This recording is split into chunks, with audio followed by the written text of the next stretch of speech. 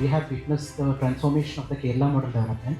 Now we are facing some new set of challenges such as degradation of resources, climate change, population pressure, economic constraints, and that means that we need a new version of Kerala model development, Kerala model development 2.0. What are your take on this? What are the practical interventions and policy changes that we needed for this moment? No, I'll start out by saying that from my experience, Kerala model development needs a thorough revision. That is the crux of the whole book. And it needs a lot more of the market, a lot more of market instruments to deal with these challenges. The idea is that you involve more advanced financial products, economic products, tools of, for example, forecasting, artificial intelligence, insurance, the natural resource tools such as tools of biotechnology, for instance. Kerala has said a big no to even CRISPR technology also so far. Kerala government actively protested any kind of manipulations in edible or non-edible crops, starting with BT cotton. And now we are in a situation where the National Rubber Board wants to try out a few CRISPR-edited varieties which are climate resilient in their Kottayam experimentation plots, which the state government has said no to. That no products shall be used for rubber also. The main focus is on marketing. So the first thing that we have understood is that you create some myth around that and then promote that. And that is how this God's own country is. So we created something totally artificial, kept on repeating it, kept on promoting it, and we were part of the team that promoted this myth all over the world. The Kerala model development is nothing different from that. State can develop and this state can grow, and all our policies should be oriented towards that growth. If we are able to make that change in our mindset, I think the state will be in a far better position. So the whole idea, and among you students also, PhD people, everybody, you need to initiate the thinking. Maybe this book can be only a process of initiation of the discussion. The trouble with our politicians is also related, as I mentioned, to the problem of higher education. Because higher education over a period of time, it didn't become a means for teaching. Instead, it became a breeding ground for politics. But it's changing. I think your generation is very different. But first of all, the mindset of the politicians and the bureaucracy has significantly changed. Change from a complete labor, poor man orientation to a rich man orientation. That I am going to be rich. What is needed to make me rich? I think the contrast is made out very clearly by the book, where it contrasts Singapore's development experience without the numerous controls which we applied on the production economy. They are managing a GDP of 560 billion US as against 160 billion US of Kerala, with that per capita income of $84,000 per capita, whereas Kerala has reached 3,400. This is the huge difference. That is why probably you want jobs in Singapore, and probably no Singaporean, except for the tourism purpose, would want permanent interests out here. So that's where you have reached two development trajectories. In the Kerala model, we take one by one and go. We are not able to have the vision of the holistic thing.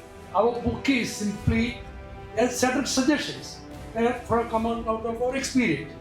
It can be accepted by public at large, political formations, so they can reject it. So the political changes, the political recruitment into politics, I saw in two ways. They all start with student politics, then they become youth politics, youth organization, then they carve out into one is electoral politics, panchayat is election, two is trade union. Later on, they found another thing called cooperatism. Cooperatives. If you are not able to get into electoral politics or into trade union, you better start a cooperative society. The result of which is well known now. Is there anything more the civil society actors like you can do to get the players, the political functionaries, the policymakers in the political side and engage them and convince them of the need for these fundamental changes? We need to now start talking to them. Talk to them, they may not agree. So let us hear them. we want to spell out more what you want to do with the tax regime. For example, there is the whole question of interstate GST, which Kerala has been faulted pretty heavily. The Finance Commission's grant, which came down to less than 2% of the devolution. So, how do you look at this? There is every likelihood that the Finance Commission, the 16th Finance Commission, is not going to give revenue deficit grant. Last time, Kerala received 53,000 crores of revenue deficit grants. Note that states like Orissa and UP didn't get it. But this time, there is every possibility that the Finance Commission denies a revenue deficit grant altogether. Now, coming to the question that the central devolution has been coming down, from 3.9% to 1.9% now. This is bound to happen in a federal state. The central government has the responsibility of ensuring that a minimum level of development is maintained across the states. So automatically more resources will be taken from our state and given to poorer states. Of course, there are counter arguments against it because these the so-called Bimari states, Bihar, Uttar Pradesh, Madhya Pradesh, Rajasthan. So if they continue to remain poor, what is the way out? Is it because of the mismanagement and all? These are arguments. But for a federation to remain intact, more public resources will have to flow to the less developed states. From every 1 rupee collected from Kerala, only 57 paise came back to Kerala. From Maharashtra, for every rupee collected, only 8 paise came back to Maharashtra. From Tamil Nadu, for every rupee collected, it was only 0.29. Karnataka, 15 paisa. On the other hand, from 1 rupee collected from Bihar, 17.06 rupees went to Bihar. And the UP, 2.73 rupees went to UP. Assam, 2.63 rupees. MP, 2.42 rupees. So, sir, our political parties and even academics are, always arguing that Kerala is neglected. But there is no such argument going on in Tamil Nadu and Karnataka and Maharashtra. We need healthy Biharis, UP-walas and Jharkhandis to come here and work for us. Otherwise, we can't survive. So it is in our interest that more money goes to these states. Coming to what about the GST collection? Now you can't have the search and seizure. Now it is information based.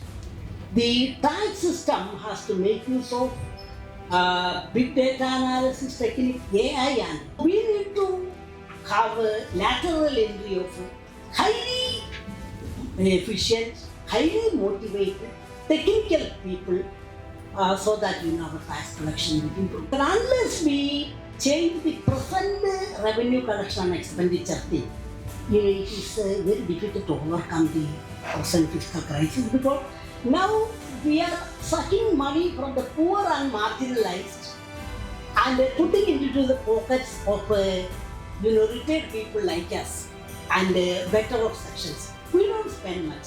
So the tax collection, revenue collection, economic development, everything lies at the bottom of the pyramid. More money should flow to the poorer sections. We want to sort of right-size government without necessarily doing away with the basic services which are to be offered. And I will also tag along this idea of your universal pension scheme which you articulate. Both could involve substantial savings of operation for the government. But obviously that's very tough terrain. If you look at the 40 plus different pensions of running in the state other than the statutory pension. What would be the starting point? How do we engage with the status quo in both these subjects? How do we take it forward? I will say it is the pension burden and fiscal health of Kerala. 2020 to 23, the 28 major states had a pension burden of 12.25%. That means, on an average, they spend 12.25% of their total revenue for paying pension. But in the case of Kerala, it is around 23%. By 2040, the pension burden will come down. It is not.